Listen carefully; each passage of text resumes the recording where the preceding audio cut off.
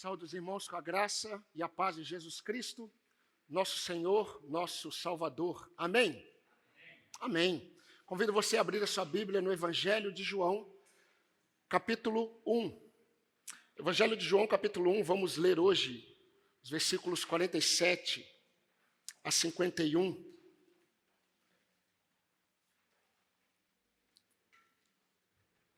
E terminar essa série de mensagens que temos observado nesses últimos domingos. Evangelho de João, capítulo 1, versículo 47 diz assim: Jesus viu Natanael se aproximar e disse a respeito dele: Eis um verdadeiro israelita em quem não existe fingimento algum. Natanael perguntou a Jesus: De onde o Senhor me conhece? Jesus respondeu: Antes de Filipe chamá-lo, eu já tinha visto você debaixo da figueira. Então Natanael exclamou: Mestre, o Senhor é o Filho de Deus, o Senhor é o Rei de Israel. Ao que Jesus lhe respondeu: Você crê, porque eu disse que tinha visto você debaixo da figueira? Pois você verá coisas maiores do que estas. E acrescentou: em verdade, lhes digo, que vocês verão o céu aberto e os anjos de Deus subindo e descendo sobre o Filho do Homem. Amém. Louvado seja Deus pela palavra lida e que Deus nos abençoe neste tempo de exposição do texto bíblico. Meus irmãos, como Deus nos criou para sermos limitados, ficar ansioso pelo amanhã, por aquilo que nós não controlamos, é inútil. Porque nós não sabemos nem o que vai acontecer nos próximos minutos da nossa vida. A palavra de Deus nos instrui a confiarmos em Deus todos os nossos caminhos e não confiarmos no nosso próprio entendimento, como diz Provérbios capítulo 3, versículos de 5 a 7. E quando, meus irmãos, nós entendemos isso, nós passamos a depender de Deus, não apenas quanto ao futuro. Nós dependemos de Deus para avaliarmos o presente, para percebermos aquilo que nós estamos plantando hoje para colher amanhã, porque essa é uma verdade bíblica. O que nós estamos plantando hoje, nós vamos colher amanhã, como Paulo falou aos Gálatas no capítulo 6. E é interessante porque Paulo, ele sabe disso e o tempo todo ele instrui a igreja sobre essa necessidade de avaliar os passos no presente, enquanto nós somos instruídos pelo Senhor a confiarmos em Deus quanto ao futuro. E o futuro tem a ver com os próximos minutos da nossa vida, com aquilo que vai acontecer amanhã. Andar ansioso pelo amanhã é não acreditar que Deus está no controle das nossas vidas. Queridos, no período em que João escreveu esse evangelho, que nós estamos observando, que foi no mesmo período que ele escreveu Apocalipse, foi no mesmo período que ele escreveu as 7 cartas às 7 igrejas do Apocalipse, foi no mesmo período. A primeira igreja que recebe a carta é a igreja de Éfeso. Como nós já falamos, provavelmente este evangelho ele foi escrito para a igreja de Éfeso. Agora entenda, a igreja de Éfeso teve pastores muito sérios. Ela teve, por exemplo, Timóteo. A igreja de Éfeso teve pastores que foram instruídos diretamente por Paulo, como está em Atos capítulo 20. Ele falou diretamente aos presbíteros de Éfeso. E é interessante porque quando Jesus manda João escrever as 7 igrejas da Ásia, escrever a igreja de Éfeso, eles haviam esfriado no primeiro amor.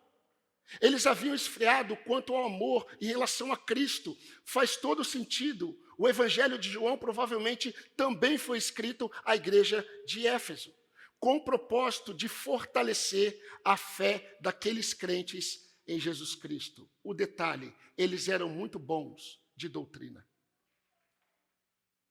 Eles eram muito bons nessa doutrina. Mas eles haviam esfriado no amor, ou seja, não eram tão bons quanto eles pensavam.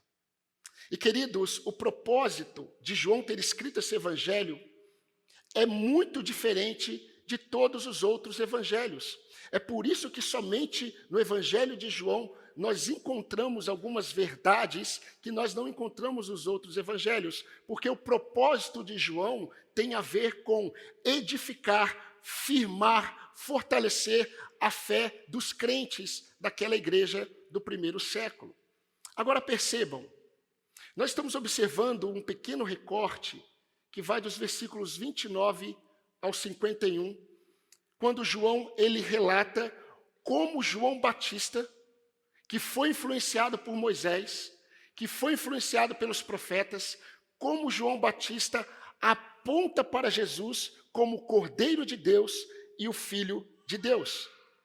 Essa influência de João Batista, ela passa para André. E André passa a crer. André influencia Pedro. E Pedro começa a crer. Pedro e André, eles vão até Filipe. E eles influenciam Filipe. E Filipe passa a crer. E os três vão até Natanael. Mas Filipe, que provavelmente teve um debate sobre a vinda do Messias com Natanael, ele chega até Natanael e diz: nós encontramos aquele que Moisés e os profetas falaram. E agora nós estamos percebendo Natanael, de forma diferente dos demais, experimentando aquilo que Cristo veio fazer com os seus discípulos.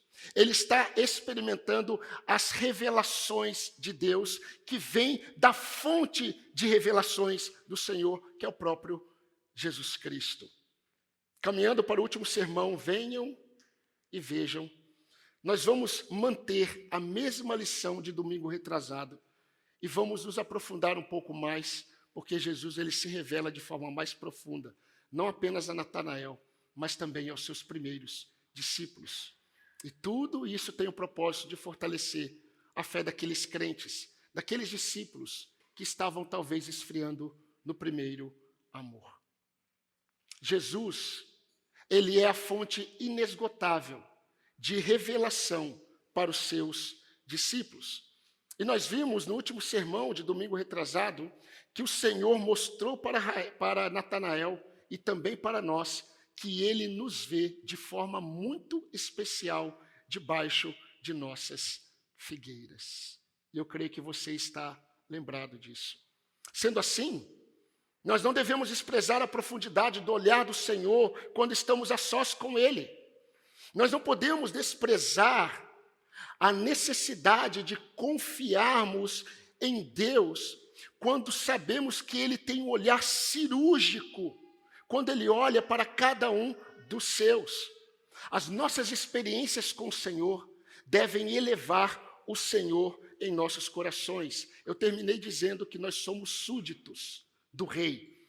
Nós não somos reis. Nós somos servos deste Rei. Mas Jesus, ele continua a se revelar. Jesus, ele não parou de se revelar aos seus discípulos. Jesus, ele começa agora a se aprofundar nessa revelação a Natanael. Mas ele diz algo para Natanael e depois ele diz algo para todos os outros discípulos e nós somos representados por estes também.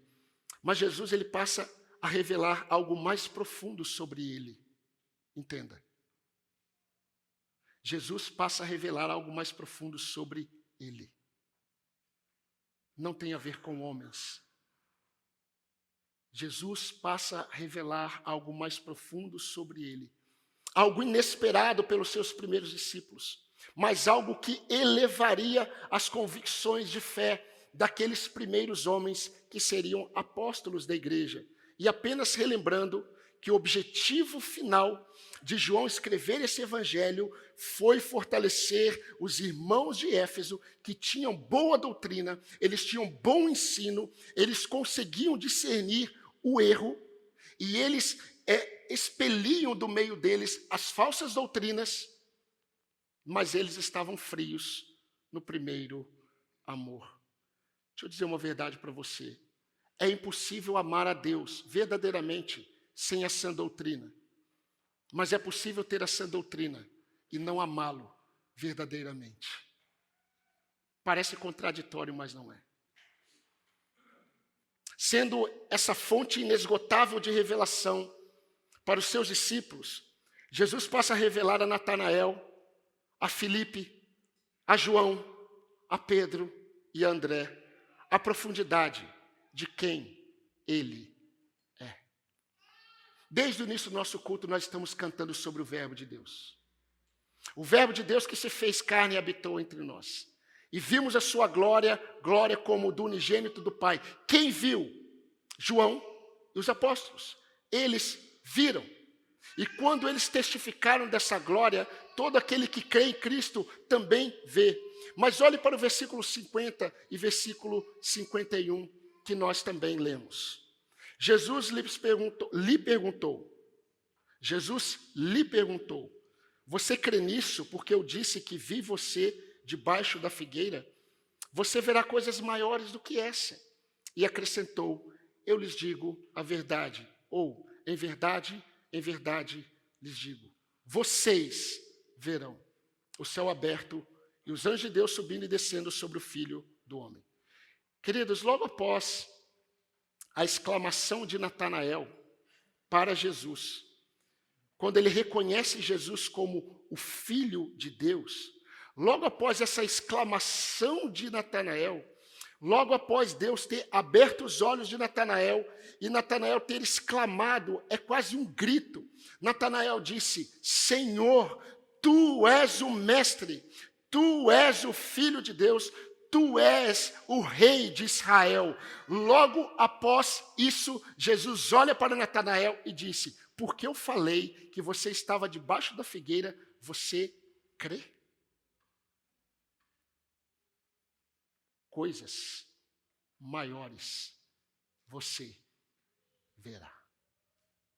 E é interessante porque essa afirmação, coisas maiores que estas você verá e depois vocês verão, tem a ver com algo maior do que Deus revelou a ele. Você verá coisas maiores do que esta convicção que você tem, que você recebeu de Deus, do Pai, que eu sou o Filho de Deus e Rei de Israel. Você vai ver coisas maiores do que essa convicção que você tem. Você me conhecerá de forma mais profunda quando o Pai revelar a você a profundidade do Filho. Quando o Pai revelar a você a profundidade de quem eu sou. Essa jornada, meus irmãos, de experiências com Cristo, prometidas a partir da revelação inicial que nós recebemos. Porque é isso que acontece. Quando nós encontramos Cristo melhor, quando nós somos encontrados por Cristo, nós recebemos a revelação do Espírito e reconhecemos quem Ele é. Ele é o Cristo, Ele é o Filho de Deus, Ele é o meu Salvador. Isso é o início. Isso é a entrada daquela caverna repleta de pedras preciosas. Muitos crentes ficam na entrada. Muitos crentes experimentam a beleza da glória de Deus na face de Cristo, mas eles ficam na entrada.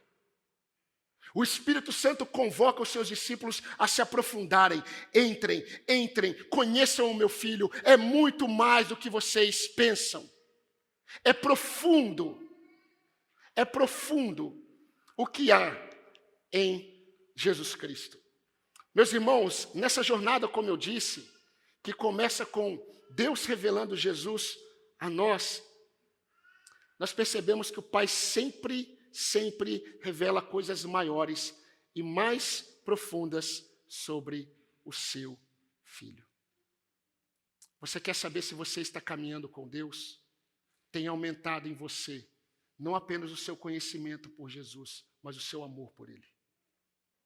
Isso é obra do Espírito Santo de Deus.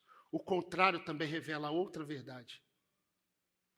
A obra do Espírito Santo na vida do salvo e da igreja é glorificar a Cristo. É glorificar a Cristo. Jesus mesmo falou sobre o Espírito Santo e eu vou falar para você o que ele disse. Jesus falou, ele me glorificará. O Espírito me glorificará. Porque ele vai receber do que é meu e ele vai anunciar a vocês. Vocês quem? O mundo? Não, os meus discípulos. Tudo que o Pai tem é meu. Por isso eu disse que o Espírito vai receber do que é meu e anunciar isso ao mundo. Não, a vocês, meus discípulos. Isso está em João, capítulo 16, 14 a 15. Paulo escreveu aos Colossenses. Aos Colossenses, Paulo disse: em Jesus habita todos os tesouros da sabedoria e do conhecimento de Deus. Em Jesus Cristo habita todos os tesouros da sabedoria e do conhecimento. Colossenses 2, 3. No versículo 9, Paulo disse: porque nele habita corporalmente toda a plenitude da divindade. Pedro não poderia ficar de fora. Pedro também teve que escrever.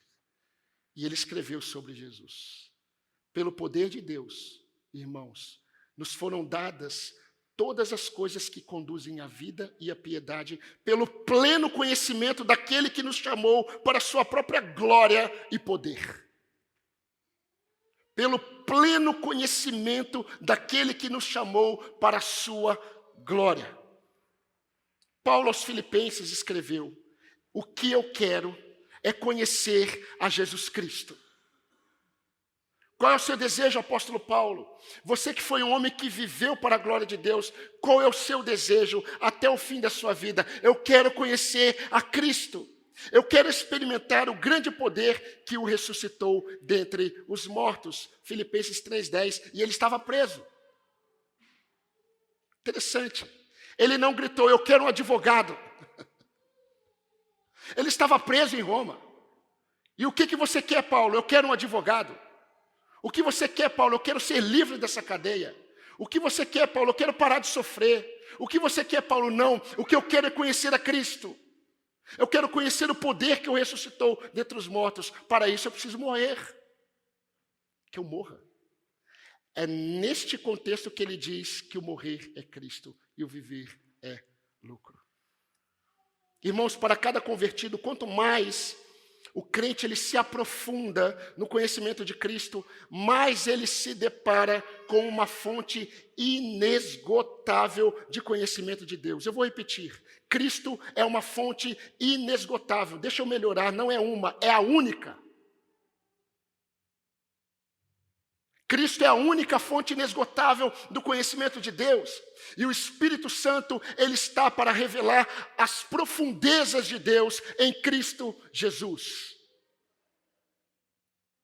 Ele é a fonte inesgotável do caráter de Deus. Jesus Cristo é a fonte inesgotável do conhecimento, do amor constrangedor de Jesus. A sua caminhada com Cristo tem feito você ficar cada vez mais constrangido com o amor de Deus.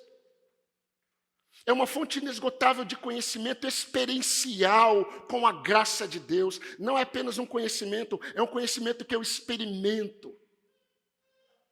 É uma fonte inesgotável de conhecimento experiencial com as misericórdias de Deus, todos os dias. Assim como aconteceu hoje. Quando eu acordo, eu tento me lembrar: Senhor, eu respirei. O Senhor me deu vida.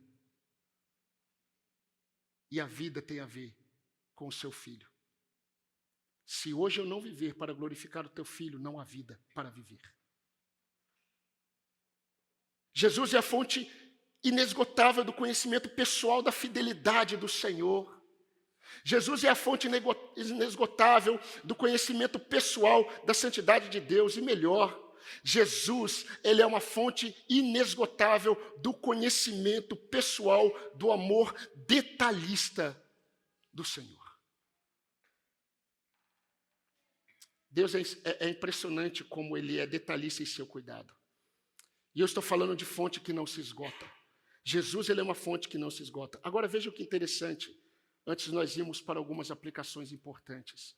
Se João escreveu esse evangelho para os irmãos da igreja de Éfeso, que Jesus descreve, no mesmo período que ele escreve o evangelho, que essa igreja, ela estava esfriando no primeiro amor, precisamos voltar atrás. 30 anos antes da igreja de Éfeso receber a carta das mãos de João, que Cristo mandou entregar,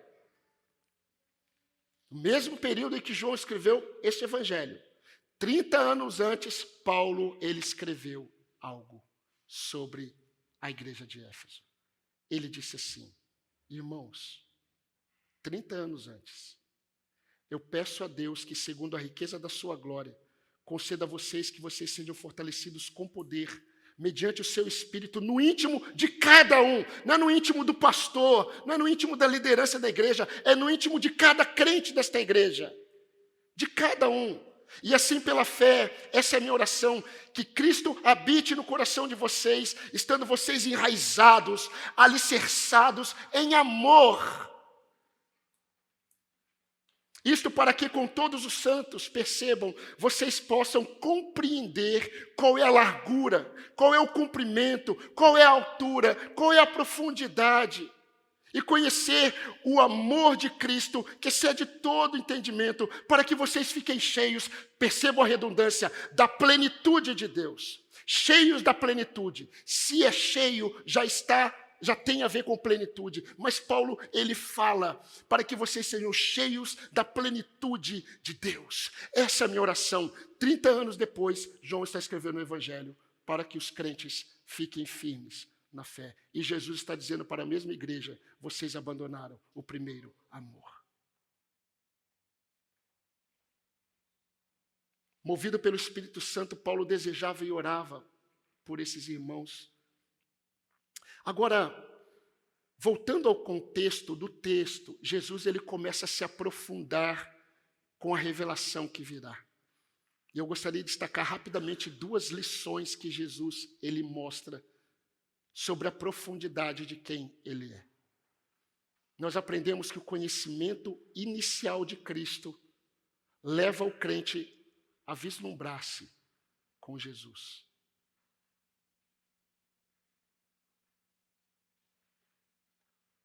Eu creio que a jornada que a igreja tem experimentado evangélica tem sido tão triste, em muitos contextos, porque estão colocando tantas coisas na igreja que roubam a glória de Cristo. Roubam a glória de Cristo. Os crentes estão procurando igreja que não tem a ver com o desejo de conhecer a Cristo por meio da pregação, tem a ver com ministérios, com músicas, com luzes, com amizades. Quantos pais vão para igrejas porque os filhos têm amiguinhos na outra igreja? Isso é tão raso. Quantos pais vão para igrejas, procuram igrejas porque gostam de ministérios tal, ministério Y, ministério X. E não tem a ver com o desejo de conhecer a Cristo. No primeiro vento de tempestade que virá, esses vão se dispersar. Esses vão desanimar. O conhecimento inicial de Cristo leva o crente a vislumbrar-se com Cristo, preste atenção, como a habitação plena de Deus em seu povo. Jesus, ele disse no versículo 51, acrescentou Jesus: em verdade lhes digo que vocês verão o céu aberto e os anjos de Deus subindo e descendo sobre o Filho do Homem. Glória a Deus. Louvado seja o nome do Senhor. Mas nesse momento, Natanael entendeu. Nesse momento, Natanael, que conhecia as Escrituras, ele entendeu. Ele entendeu quando Jesus disse: você me reconheceu porque eu disse que eu te vi debaixo da figueira, coisas maiores você verá. Em verdade vos digo que vocês verão o céu aberto, os anjos de Deus subindo e descendo sobre o Filho do Homem. Nesse momento, Natanael se lembrou de Jacó. Jacó. Essa experiência foi de Jacó, do patriarca Jacó. Jacó estava fugindo. Jacó estava saindo da presença de Esaú. E numa região deserta, Jacó teve sono. E ele precisou descansar, e ele pegou uma pedra e fez dessa pedra um travesseiro. E a Bíblia diz lá em Gênesis 28, de 10 a 17, que Jacó, ele dormiu sobre essa pedra. Quando ele dormiu, ele teve um sonho. E nesse sonho o céu estava aberto. E tinha uma escada no céu, entre o céu e ele.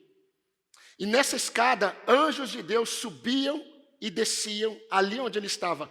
Quando ele acorda, Jacó diz, ele tem aquele entendimento e ele diz, o Senhor está neste lugar e eu não sabia. E a Bíblia diz, e ele temeu a Deus. E ele disse assim, aqui é um lugar terrível, é casa de Deus, é Betel.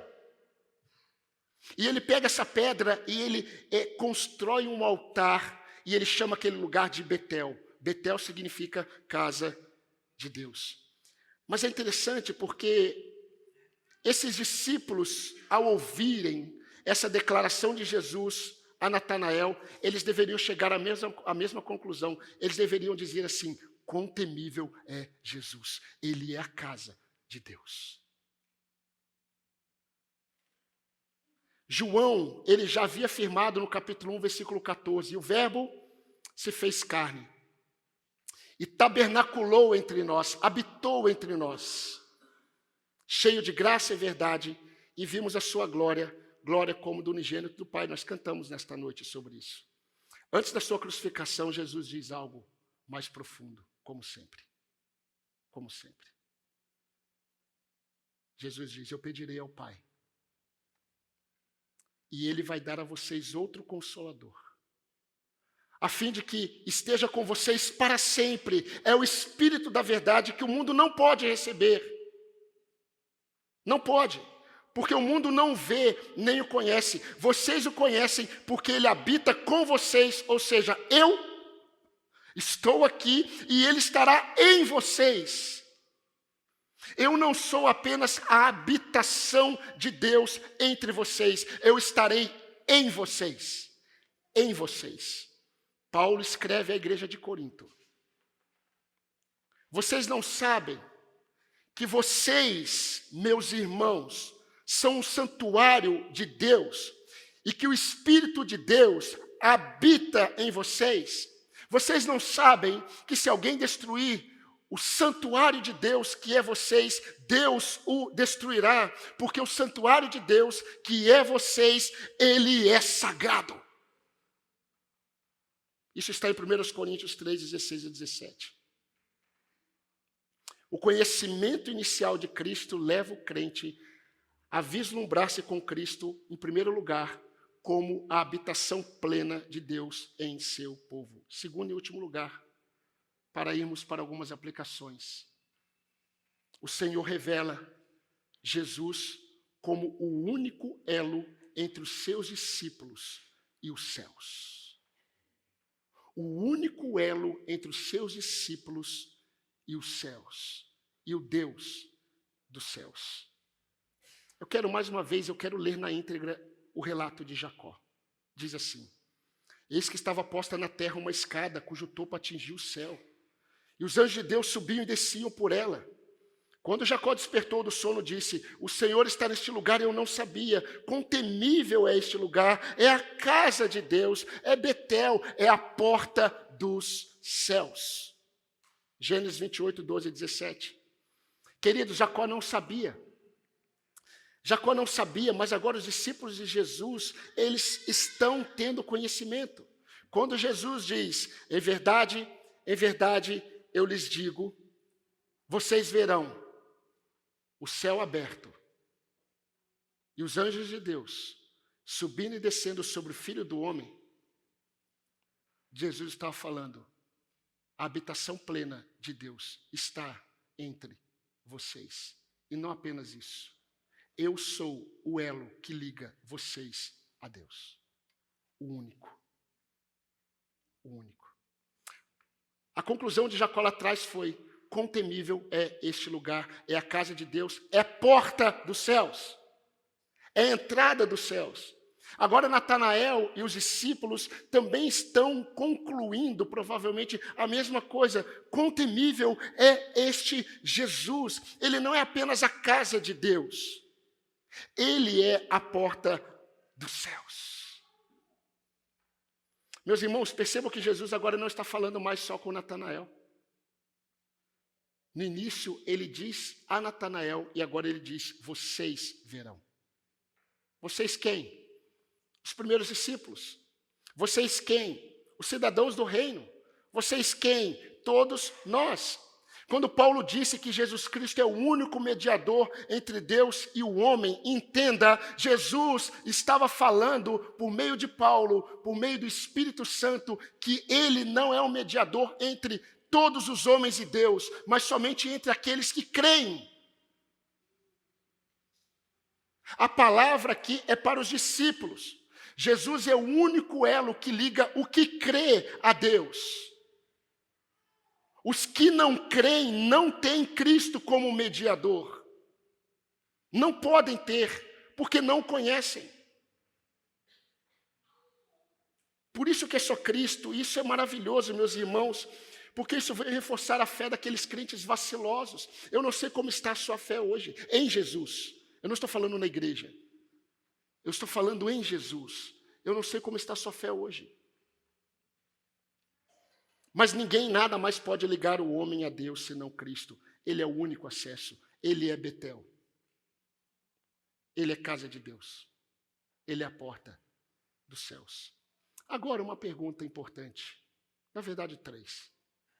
Qual o impacto dessa revelação para aqueles primeiros apóstolos?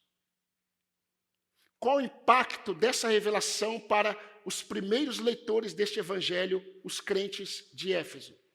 Qual o impacto dessa revelação para nós hoje, para a igreja hoje? Agora é função minha como pastor ajudá-lo a perceber este impacto ou estes impactos na prática. Eu creio que deve impactar as nossas vidas de algumas formas muito práticas e eu vou ser bem objetivo devido ao nosso tempo. Primeiro, nós devemos buscar conhecer mais a Cristo. Todos nós. Pastor, eu fui ao culto. Eu ouvi a mensagem. Deus falou comigo. O que você comeu no domingo serve para o domingo. Não serve para te manter firme na segunda. Segunda-feira você precisa comer. Na terça você precisa comer. Na quarta você precisa comer. Na quinta, mesmo que seja o mesmo cardápio de domingo. Entenderam? Mas você precisa. Você precisa buscar conhecer mais a Cristo. Você precisa desejar conhecer mais a Cristo. Porque as revelações iniciais que recebemos marcam o início de uma jornada de experiências com Jesus. Queridos, se em Jesus habita todos os tesouros da sabedoria e do conhecimento, como não separamos um tempo no nosso dia para conhecê-lo? Para buscá-lo, para lermos a sua palavra, para buscarmos a face dele em oração, se nele habita todos os tesouros da sabedoria e do conhecimento. Se ele é o nosso único mediador e a presença de Deus em nós, ele deve ser o nosso alvo mais precioso. É simples perceber o que para nós é mais precioso. Você abriria a mão de tudo por Cristo? Se a sua resposta for, eu não sei, ele não é o seu Senhor. Se você titubear nessa resposta, isso já revelou que ele não é o seu Senhor. Mas eu preciso dizer para você, você precisa tê-lo como seu Salvador e Senhor. Não há algo mais precioso que o homem pode receber do que Cristo. Não há. Jesus é o ápice da revelação do Pai, mas uma segunda lição muito prática, o impacto prático. Nós devemos consagrar as nossas vidas como morada do Altíssimo. Nós devemos consagrar as nossas vidas como morada do Altíssimo. Queridos, se Cristo é Betel, se Cristo é a casa de Deus, não apenas entre nós, mas em nós, nós devemos tratar os nossos corpos e as nossas intenções como morada do Santo Espírito de Deus. Ah, pastor, tudo que o senhor falou eu já conheço. Ah, pastor, eu pensei que seria algo diferente. Eu não. Porque se nós não entendermos, o nosso dia a dia não vai ser de templos do Espírito Santo de Deus. Paulo escreveu: será que vocês não sabem que o corpo de vocês, preste atenção, será que vocês não sabem que o corpo de vocês é santuário do Espírito Santo que está em vocês e que vocês receberam de Deus e que vocês não pertencem a vocês mesmos? Sério que é importante lembrar a igreja dessa verdade? É sério. Vocês não sabem que vocês não pertencem a vocês? Vocês não sabem que o corpo de vocês é templo do Espírito Santo de Deus? Não é de vocês, é dele. Vocês não sabem? Paulo continua: porque vocês foram comprados por preço. Agora, pois, glorifiquem a Deus no corpo de vocês. No corpo de vocês. Então, meus irmãos, nós precisamos ver e tratar nossos corpos como santuário do Deus vivo. Essa revelação de Cristo: eu sou Betel, eu sou o único que une vocês ao Pai, e eu estou com vocês, mas eu estarei em vocês. Essa verdade altera a forma como eu trato a minha vida. O meu corpo, ele é templo do Espírito Santo. Terceira lição e penúltima: nós devemos descansar nossas vidas ao cuidado do Senhor. Você sabia que Deus é zeloso por aquilo que é dele? Você se lembra o que Jesus fez quando ele chegou ao templo? E havia um mercado lá no templo. Você se lembra o que Jesus fez? A expressão exata do amor de Deus, você se lembra o que ele fez? Ele fez um chicote. A expressão exata do amor de Deus ao chegar no templo e ver aqueles homens vendendo os animais para o sacrifício. Ele faz um azorrague, ele faz um chicote e ele começa a derrubar todas as coisas, manifestação do amor, justo, santo de Deus, porque Deus, ele é zeloso por aquilo que é dele. Isso nos mostra que, sendo nós templo de Deus, Deus é zeloso por aquilo que é dele. Jovem, o seu corpo, se você é de Cristo, não é seu. Homem, mulher, pastor, líderes, nós somos habitação do Espírito Santo de Deus. Então nós devemos descansar, porque ele é zeloso com a sua habitação. Então, ele continua sendo zeloso. Olha o que Paulo diz: se alguém destruir o santuário de Deus, Deus o destruirá. Porque o santuário de Deus, ele explica que são vocês, é santo, é separado, é sagrado. Se alguém tocar no meu templo, eu destruirei. E ele está falando sobre os salvos, ele está falando sobre os crentes, ele está falando sobre nós. Então você deve descansar, porque ele tem cuidado de você. Ele é zeloso por aquilo que é dele. Não desconfie do cuidado do Senhor com a sua vida. Não desconfie. Não desconfie do cuidado do Senhor com a sua vida. Ele tem cuidado dos detalhes. Dos detalhes. Não duvide do cuidado de Deus com a sua igreja. A igreja é de Cristo. Ele cuida de sua igreja. Ele cuida de sua noiva. Ele cuida dos seus líderes. Ele cuida do seu povo. Descanse em Deus com os acontecimentos de sua vida. Quanto aos acontecimentos de sua vida, eu não sei o que tem acontecido na sua vida, mas se você é de Deus, descanse. Descanse. Descanse. Não desconfie da presença fiel do Senhor. Ontem eu estava falando no concílio do Vinícius e eu disse exatamente isso. Louvado seja Deus que a nossa fé ela não está fundamentada em nossas emoções. Ela está fundamentada na fé que temos no caráter de Deus, que não muda. Ele é fiel. Ele é fiel. Não despreze a disciplina do Senhor. Ah, pastor, eu estou sofrendo. Pastor, tem acontecido coisas difíceis na minha vida. Olha, o Senhor está usando isso para tornar você mais santo, mais parecido com Cristo. Não tenha medo de nada. Nada, pastor, nada, só do Senhor. Não tenha medo de ninguém. Não tenha medo do diabo. Não tenha medo dos demônios. Não tenha medo de nada. Só tema ao Senhor.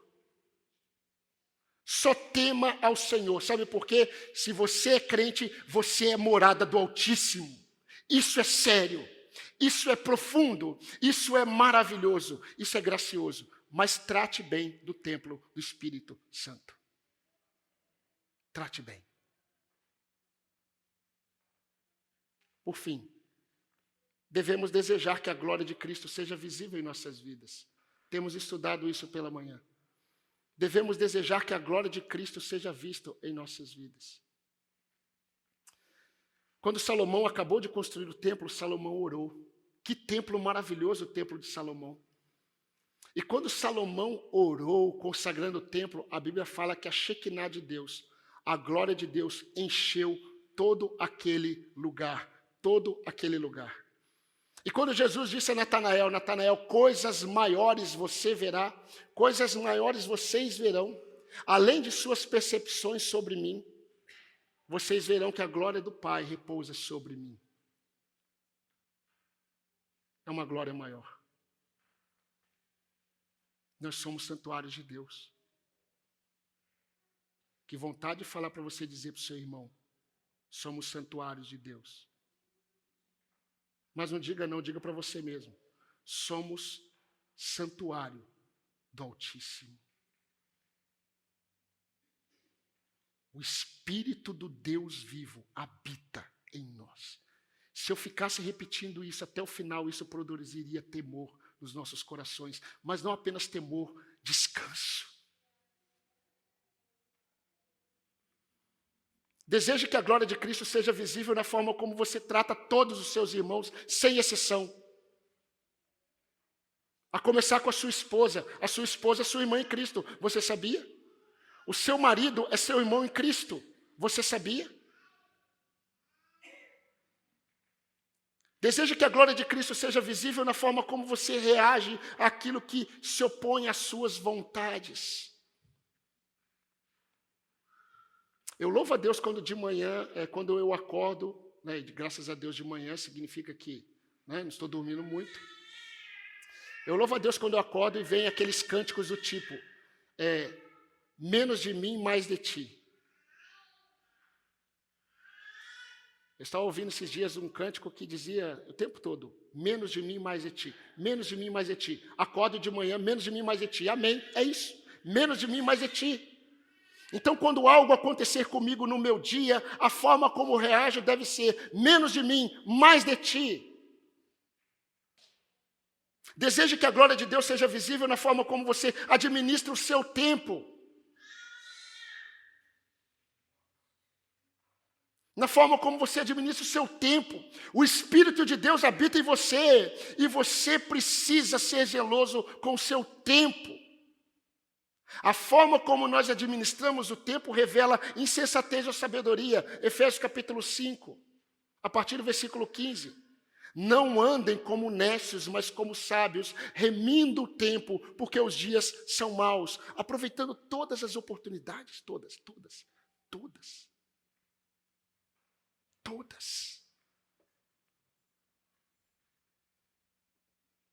Televisão de casa queimou.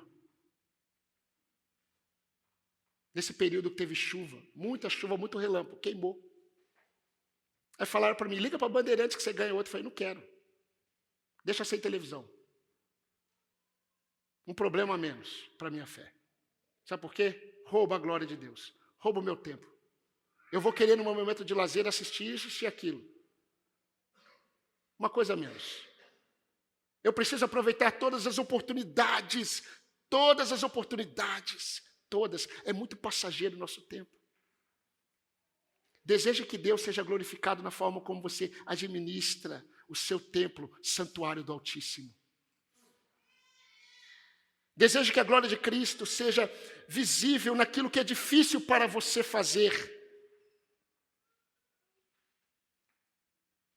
Isso é tão difícil para mim, que o Senhor seja glorificado nisso. Que o Senhor seja engrandecido nisso. Eu já estou terminando. Para a glória de Deus também. Desejo que a glória de Cristo seja visível na forma de você lidar com os pecados dos seus familiares. Não apenas na forma como você lida com os seus pecados, na forma como você lida com os pecados dos seus familiares. Desejo que Cristo seja visto, não você. Que Ele seja visto, não você. Desejo que a glória de Cristo seja visível tendo contentamento com as coisas que você tem. Contentamento com as coisas que você tem. Seja grata. Seja grata.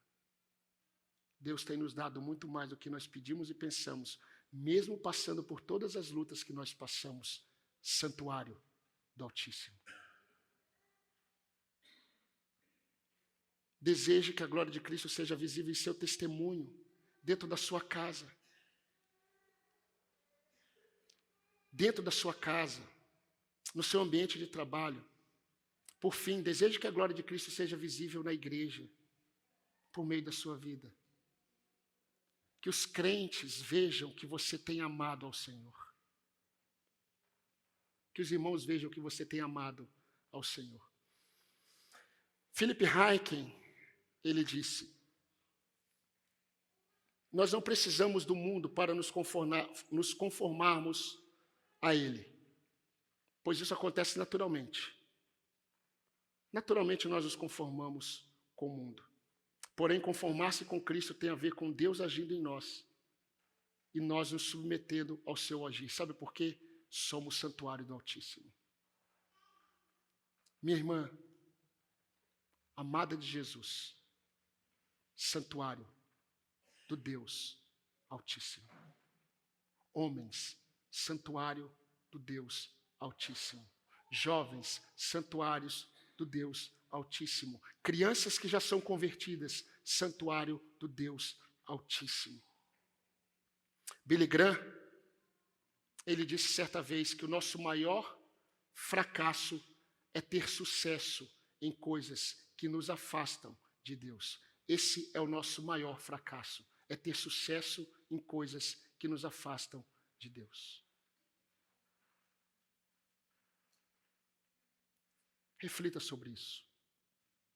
Terminamos essa série de sermões, mas reflita sobre isso. Você tem à sua disposição aquele que é a fonte inesgotável de revelação de Deus. Coisas maiores vocês verão. Que o Senhor nos ajude a reconhecermos a profundidade de Cristo nos acontecimentos diários.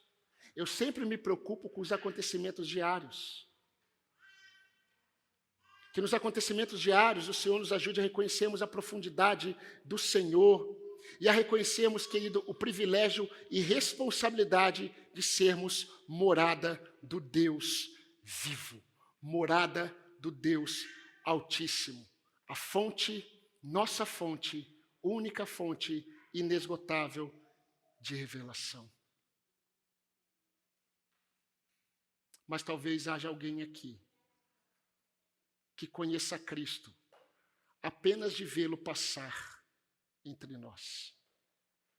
Talvez tenha alguém aqui, 1 ou 2, 3, 4 pessoas ou 10, que apenas conhecem a Cristo de ouvir falar sobre Ele. Mas há uma pergunta a ser feita para você.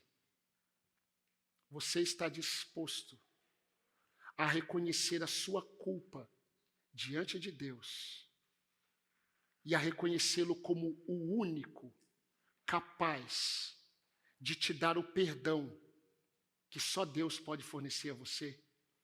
Você está disposto a reconhecê-lo como seu Salvador? Se sim, arrependa-se hoje da sua vida, dos seus pecados. Olhe para a cruz de Cristo e reconheça como aquele que Deus enviou para salvar todo aquele que crê. Se renda a Jesus Cristo hoje. Seja a morada do Deus Altíssimo. Eu convido toda a igreja a interceder nesse momento. Toda a igreja. Ore.